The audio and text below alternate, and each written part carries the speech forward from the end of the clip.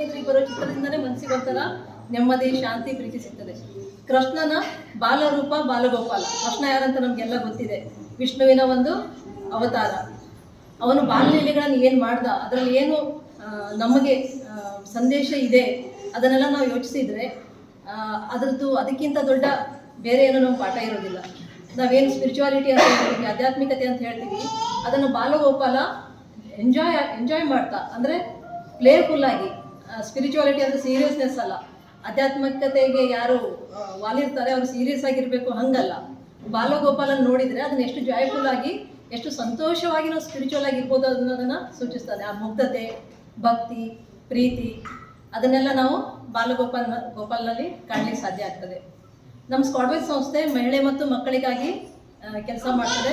ಒಂದು ಮಹಿಳೆ ಮತ್ತು ಮಕ್ಕಳು ಒಂದು ಇಂಪಾರ್ಟೆಂಟು ಉದ್ದೇಶ ನಮ್ಮದು, ಮಹಿಳೆ ಮತ್ತು ಮಕ್ಕಳ ಅಭಿವೃದ್ಧಿ. ಇವ್ರು ಲೋಕಧ್ವನಿಯವರು ಈ ಬಾಲಗೋಪಾಲ ಫೋಟೋ ಸ್ಪರ್ಧೆ ಮಾಡ್ತೇನೆ ಅಂತ ಹೇಳಿದಾಗ ಆಯ್ತು ನಾವು ಭಾಗ ಆಗ್ತೀವಿ, ಇದ್ರದ್ದು ನಮ್ಮದು ಕೂಡ ಒಂದು ಕರ್ತವ್ಯ ಆಗ್ತದೆ ಇದು ಅನ್ನೋ ಕಾರಣದಿಂದ ನಾವು ಇವ್ರ ಜೊತೆಗೆ ಸೇರಿದ್ದೇವೆ.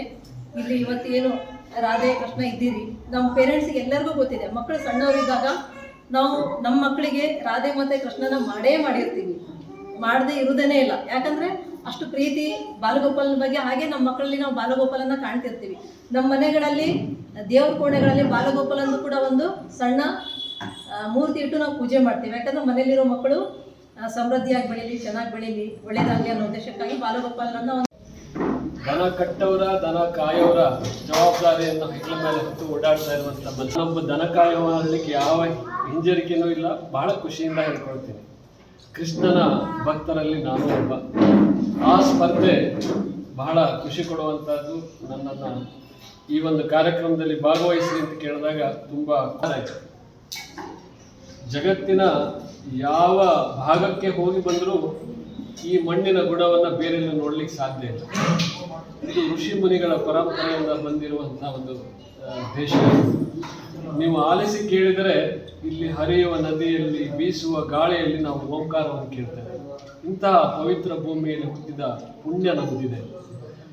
ಕೃಷ್ಣನನ್ನ ನಾವು ಹೇಗೆ ದೇವರು ಅಂತ ಆರಾಧಿಸ್ತೇವೋ, ಬದಲಾದ ಕಾಲಘಟ್ಟದಲ್ಲಿ ಮಕ್ಕಳಿಗೆ ಸಂಸ್ಕಾರವನ್ನು, ಸಂಪ್ರದಾಯವನ್ನು ಹೇಳುವ ಪರಂಪರೆಯನ್ನು ನಾವು ಕಳ್ಕೊಳ್ತಾ ಇದ್ದೇವೆ.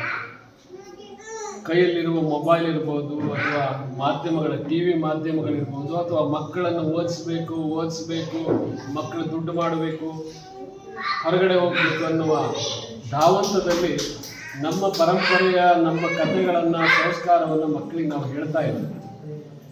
ಈ ಸಣ್ಣ ಮಕ್ಕಳಿಗೆ ನೀವು ಕೃಷ್ಣನ ಪಾತ್ರ ಹಾಕಿ ಏನು ತಯಾರಿ ಮಾಡಿ ಆ ಫೋಟೋ ಹೊಡೆದು ಇಟ್ಕೊಳ್ತೀರಲ್ಲ, ಸ್ವಲ್ಪ ಬುದ್ಧಿ ಬೆಳೆದಾಗ, ಇಷ್ಟು ದೊಡ್ಡ ಆದಾಗ ಎಲ್ಲಾದರೂ ಹೇಳಿದಾಗ ಮಕ್ಕಳಿಗೆ ಒಂದು ಸ್ವಲ್ಪ ಕೃಷ್ಣನ ಕಲ್ಪನೆಯನ್ನು ಬರಬಹುದು ಅನ್ನುವಂಥ ನನ್ನ ಅಭಿಪ್ರಾಯ.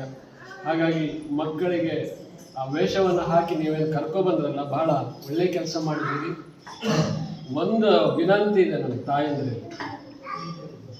ಈಗ ಕಾಲಘಟ್ಟ ಬದಲಾಗಿದೆ, ನಾವೆಲ್ಲ ನೋಡ್ತಿದ್ದೀವಿ, ಎಲ್ಲರೂ ಓಡ್ತಿದ್ದೀವಿ. ವಯಸ್ಸಾದವರ ಸಂಖ್ಯೆ ಕುಟುಂಬದಲ್ಲಿ ಬಹಳ ಕಡಿಮೆ ಇದೆ. ಹಿಂದೆಲ್ಲ ಅಜ್ಜ ಅಜ್ಜಿ ನಮಗೆಲ್ಲ ಕತೆ ಹೇಳ್ತಿದ್ರು. ಈಗ ಅಜ್ಜ ಅಜ್ಜಿಗೂ ಕೂಡ TV ಬಿಟ್ಟು ಬರ್ಲಿಕ್ಕೆ ಆಗುದಿಲ್ಲ. ಅವರದೇ ಒಂದು ಧಾರಾವಾಹಿ ಇರ್ತದೆ, 6:30 ಕೂತ್ರು 9:30ವರೆಗೆ ಒಬ್ರು ಧಾರಾವಾಹಿ ನೋಡ್ತಿರ್ತಾರೆ. ದಿನದ ಒಂದು 10 ನಿಮಿಷ ಈ ಆಡಿ ಓಡಿ ಬಂದ ಮಕ್ಕಳಿಗೆ ಯಾವುದಿಲ್ಲ ಅಂದ್ರೆ ರಾತ್ರಿ ನಿದ್ರೆ ಮಾಡಬೇಕಾದ್ರೂ ಒಂದು ನಮ್ಮ ಪುರಾಣದ ಪರಂಪರೆಯ ಕಥೆಯನ್ನು ಹೇಳಿ ನೀವು ಮಲಗಿಸು ರೂಢಿ ಮಾಡಿಕೊಂಡ್ರೆ ಖಂಡಿತ ಆ ಮಕ್ಕಳಿಗೆ ಎಲ್ಲೋ ಒಂದು ಜಾಗೃತಿ ಇರ್ತದೆ ನಮ್ಮ ಬಗ್ಗೆ. ಅದನ್ನಾದರೂ ತಾಯಂದಿರು ಮಾಡಿ. ಈಗ